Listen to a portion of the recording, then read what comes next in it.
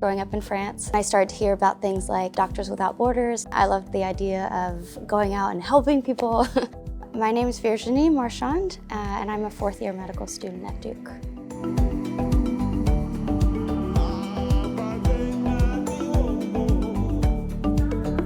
I really wanted a school that would allow me to make global health part of my medical education. So the fact that at Duke I could spend a whole year doing global health or research or public health or really whatever came up was really important to me.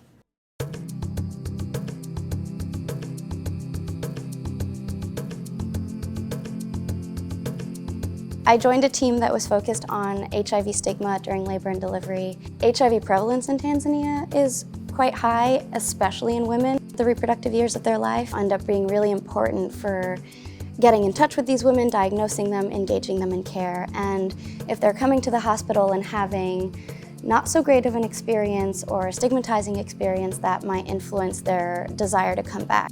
We developed a provider training that was focused on respectful maternity care during labor and delivery for women living with HIV. We would travel to the clinic and interview the mom in her postpartum days, along with a control that was matched on several factors to see if there was any impact on the perception of her care.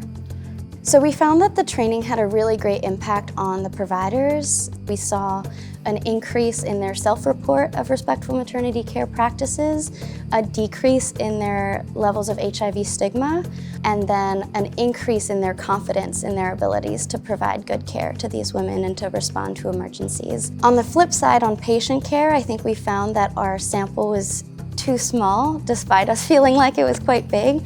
And so we did not see any significant change in the women's self-report on the quality of their care. We did see a trend in decrease in the number of cesarean section among women living with HIV.